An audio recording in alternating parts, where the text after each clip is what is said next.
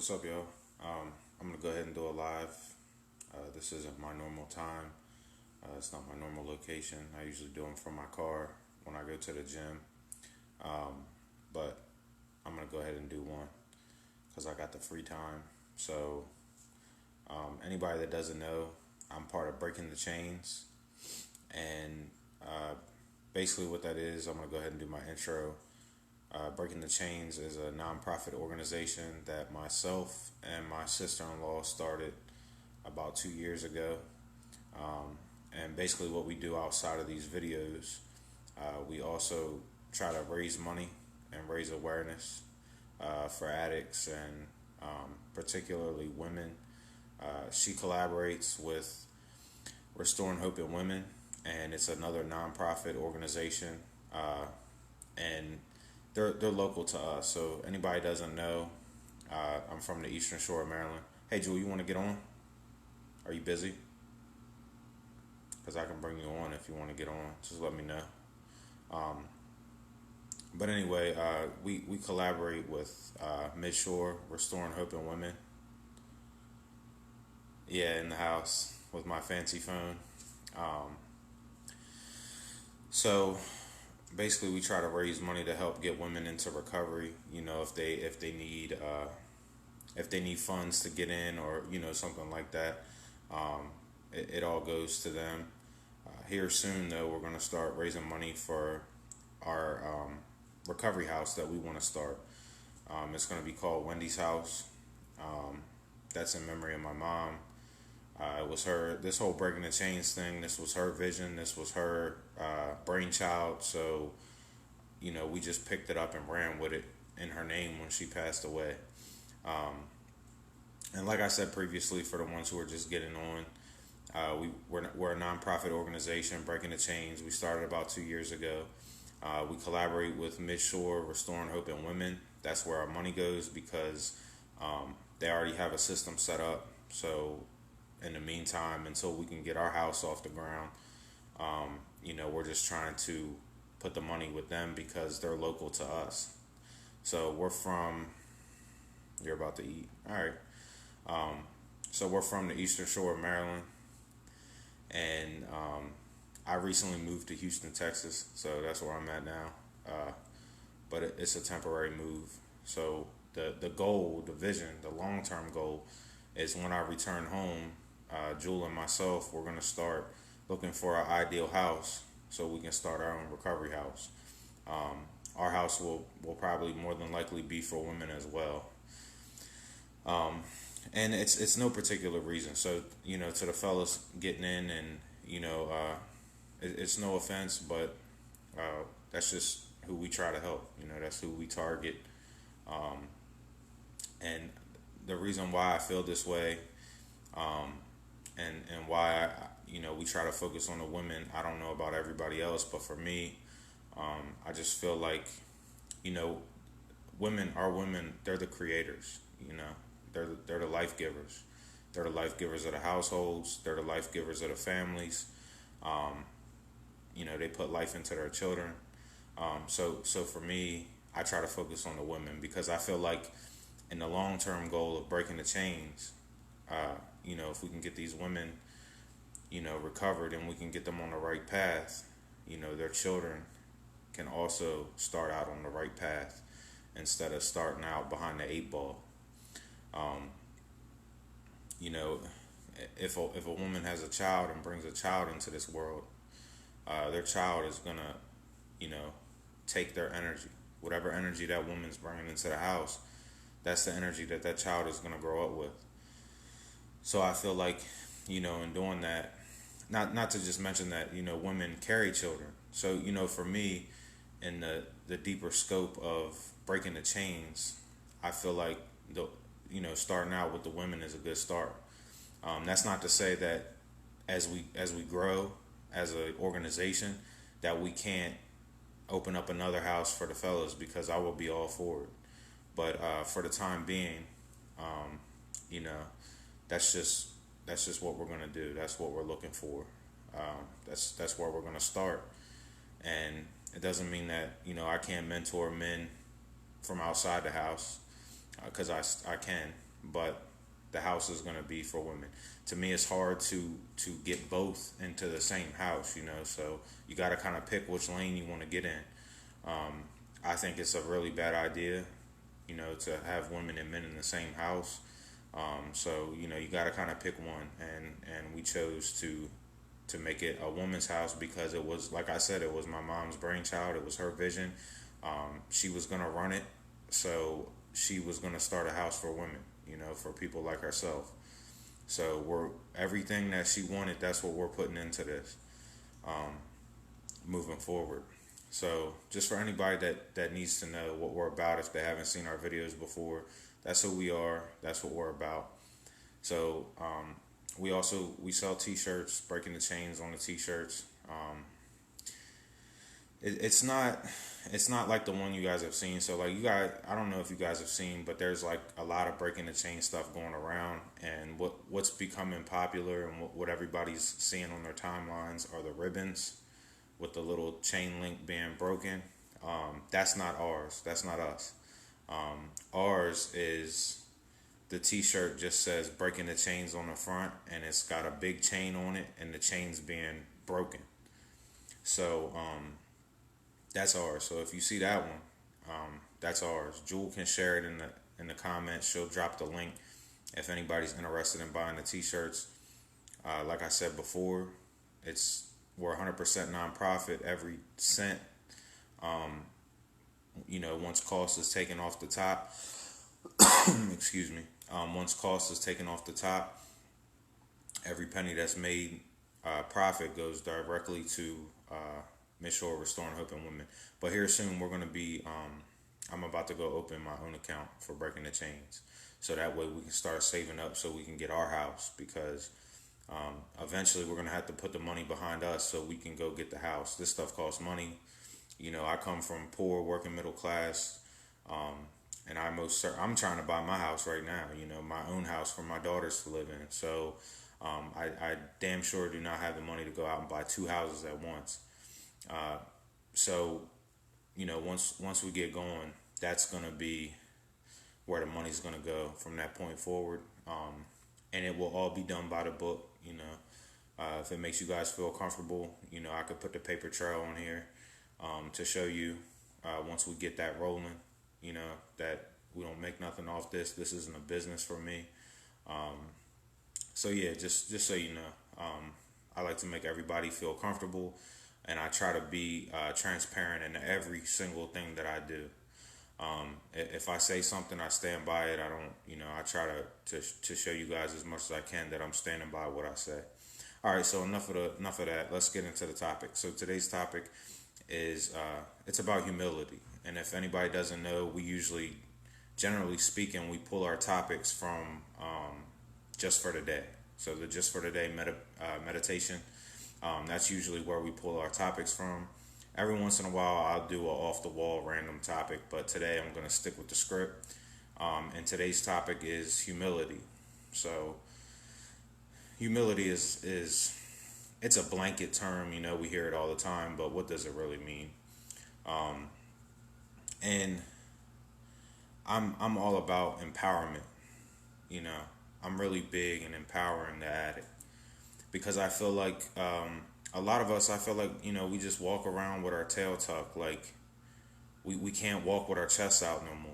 You know what I mean? I feel like a lot of us, we just kind of walk around like bowing our heads to everybody. Like, I'm not a fan of that, and it's not, I'm not here to make waves, but that's not how I get down. That's not how I move, So, and I feel like it's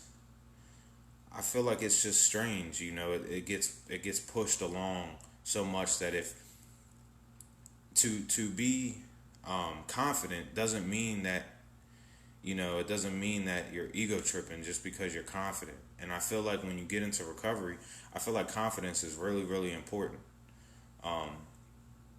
And for some people, if they're not sure of the definitions, or they get confused about what means what, they could look at humility and being humble as not being confident, because they kind of conflict. But the true meanings do not conflict. Humility is to me, it's a lot about acceptance. to me, to be humble is to accept who you are, to know who you are first, and then accept who you are, and have the ability to change. So to me, when I look at the word humility and humble, I look at the word change. That's the first thing that I hear when I hear humility. And a lot of you might be confused as to why I say that. Well, the reason I say that is because if you're humble, if you're truly humble, it's about being humble with yourself. It's not really so much about being humble on the outside, like it's not about, not being flashy or not bragging. That's so surface. Like to me, that's just scraping the surface of humility. To me, like the deep meaning of humility is acceptance and knowing who you are and accepting who you are and being willing to change who you are. So let's just think about it. So if you're not a humble person, you would never see the need to change yourself, right? You would never see the need to make a change in your life, because if you're not a humble person, you will feel like everything that you do is correct. You feel like the way you live, the way you treat people, you feel like every action, every step, every word of your life is the right way, kind of like a narcissist, So you just feel like nothing that you do is wrong. You feel like everything that you do is the right way. And that's why, to me, when I hear humble, I hear change. And, it's humble isn't really about being shameful or feeling shame for who you are. It's owning who you are and being okay with it and knowing that you can change it. And humility starts off when you take this walk of recovery, you start out getting familiar with humility right off the bat, because what's the first thing you got to do? The first thing you got to do is say, I have a problem. That's the first thing you got to do. If you can't even get to that point, you're probably not going to recover, right? Because you don't feel like you need to recover. So the number one thing is recognizing that you have an issue with whatever substance it might be, whether it's alcohol or drugs or whatever. And that's the first step. So already you're getting kind of familiar with humility, right? And then as you move deeper into your recovery, you'll start to be okay with who you were, because it's not who you are, so you won't be ashamed that, yeah, I spiraled out of control and, I became an addict, and I let this substance or this alcohol take over my life. You won't be ashamed. You won't be ashamed when you go to get a job and they pull up your background and you got 3, 4, 5, 6, 7 DUIs or some drug charges or theft charges or whatever. You'll be okay with that, and you'll be able to say, yeah, I was going through this hard time in my life. I was an addict. I was an alcoholic, and I made some mistakes. I made a lot of bad decisions, but that's not who I am today. And you can say that with confidence, right? You can be confident in the changes that you've made throughout the course of your life. But in order to make these changes to begin with, you have to first get familiar with humility, and you have to humble yourself to do what? To say you have a problem, number one. Number two, the next step, asking for help, reaching out for help, looking for help. Number three is you might have to humble yourself and get a job that you don't particularly want, just so you can start to get back into society and make some legal money. And it just goes all the way down. You have to humble yourself to apologize to the people that you hurt, to make those amends. So in order to have a solid recovery, you have to practice humility all throughout your steps. Through every step of the way, you're practicing humility. And like I said in the beginning, I'm all about being confident and being empowered in what you do, and empowering yourself and taking control of your life and ownership over your decisions and your new choices that you're going to make. But at the same time, you have to remain humble through the whole process, because you made a lot of mistakes in your life. You hurt a lot of people along the way. You hurt yourself along the way. and it takes a while for you to start to get a grip on that. Like, man, I feel like I'm always, you know, going up to somebody and apologizing, or I feel like I'm always settling, or I'm always doing this, or I'm always doing. But you got to be patient. You got to just stay the course and remain humble in what you do, and eventually you'll have breakthroughs. You know, you'll have these mini breakthroughs throughout your recovery, where you can start to go to the next level, and you know, you can find a place of pride in your life. You know, you don't have to be a millionaire, or you don't have to be owner, a CEO, to have pride in who you are and what you do. You know, there's a lot of pride to be had just in getting out of that lifestyle, because so many people never escape it. You know, if we did a survey of a small town and there was 100 addicts and alcoholics, if we ran the same survey, you know, 10 years later, out of that 100, if we did this, just stuck with the same 100, how many do you think would be living a life in recovery? How many of them do you think would be no longer using drugs, no longer drinking alcohol? It's probably a small number, right?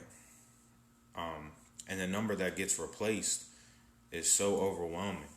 You know, I feel like for every addict or alcoholic that gets clean, there's 10 more to take its place, you know? So that's why, if you want to know the mission statement, that's why we're breaking the chains. That's why we started it. That's what it means to me. It means getting this generation clean and sober, so our next generation won't have to suffer and won't have to go through the same hardships that we went through. They won't have to have those type of role models to look up to, you know? Think about the people in your neighborhood that you thought were cool, or that you looked up to, or that you respected, and now that you're older and more mature, what do you think of that person today? Odds are, you know, if, like, let's say odds are, you know, if you looked up to a guy in his mid 20s when you were 10 years old, odds are that guy's still standing on the same corner doing the same shit. He ain't, nothing in his life has changed. And when you get older, you realize, like, damn, I was falling into that same routine. I was falling into that same type of life. And it's like, it looks rewarding to someone who's immature. It looks rewarding to someone who hasn't lived yet. But to people who have lived a little bit of their life, and they've made some mistakes, and they've went through some hard times, and went through some rough patches in their life, and they've tasted it for themselves, they start to realize, like, man, that's not the way to be. That's not who I want my kids to look up to. I damn sure don't want to be that person that my kids are looking at.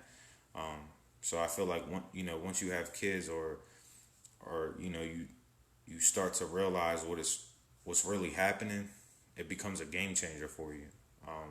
To me, it's a game changer, you know, to understand that breaking the chain starts with us. It doesn't start with our children. It doesn't start with their children. It starts right here and now. So we have to act aggressive as a community and raise awareness, and, you know, raise the level of acceptance, um, raise the level of pride, and getting clean and sober. Like, you know, it's nice and sunny over here, you know. The grass is green over here, you know, and it's actually green. You know, that grass over there on your side, it's fake grass. It's not real. It looks green, it looks nice, but it's not real. You know, the green grass on this side, it's organic. It's real grass. It grew right out of the dirt, you know.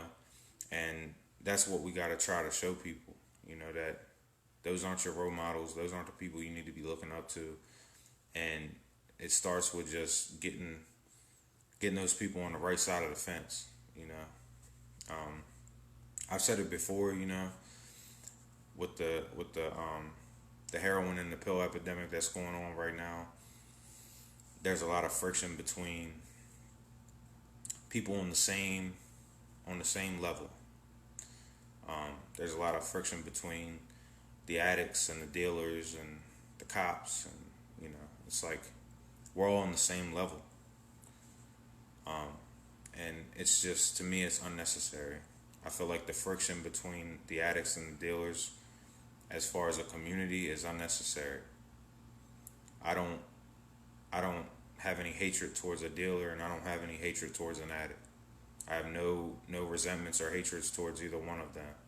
And it might be easy for me to say because I'm an alcoholic. I never had a problem with drugs, but my mom was a drug addict. I have friends and other family members that were drug addicts. Um, but still, I don't hold a hatred or a resentment towards them.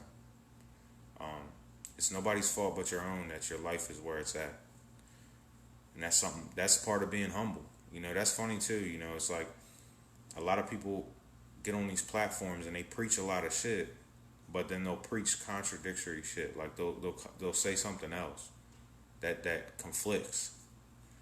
You know, you want to be humble all the way. And by sharing posts and talking about you want dealers to get life sentences and shoot your neighborhood heroin dealer and all this stupid shit that we see on the internet, it doesn't make any sense.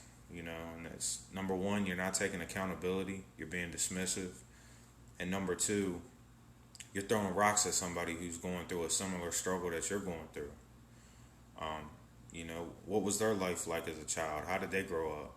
Who did they idolize? Who did they look up to in their communities? So it's all the same. It's all the same to me.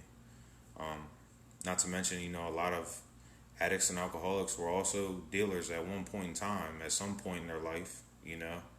Um, so it's just short sighted. I want us all on the same page. I want everybody on the same page in the community, period. Because that's how shit gets done.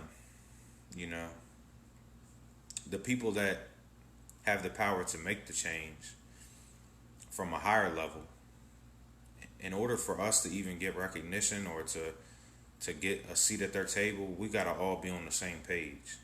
You know what I mean? And if we have friction and tension and hatred and disagreements that get nasty amongst ourselves, we'll never ever get a seat at the table. You know. Um, so to me, it's a bigger goal. I have bigger goals at mine. Yes, I want to stay sober, um, but I also have bigger dreams and bigger goals when it comes to this drug problem. When it comes to a lack of people to look up to in the community, when it comes to a lack of community in the community, that's the biggest one. You know, um, it's like we don't have those same relationships. Growing up like we used to, and that's something else I want to put back. I want to put the community back in the community. And in order to do that, we all got to be on the same page. We all got to be humble. We all got to be respectful of one another.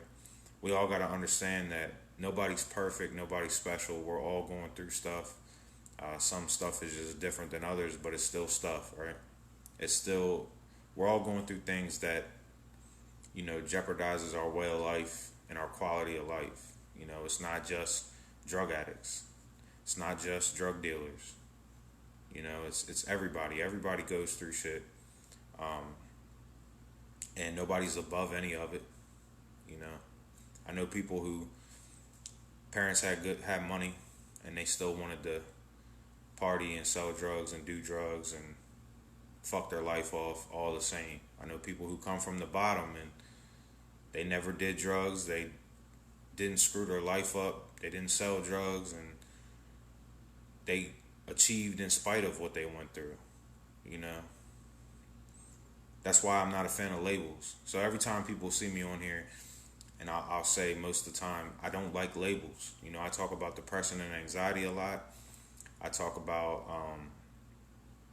the disease thing a lot. It's just like, I just don't like labels, because we're putting ourselves in a box and it's not necessary, because there's a lot of people who can look at what we're saying and contradict it,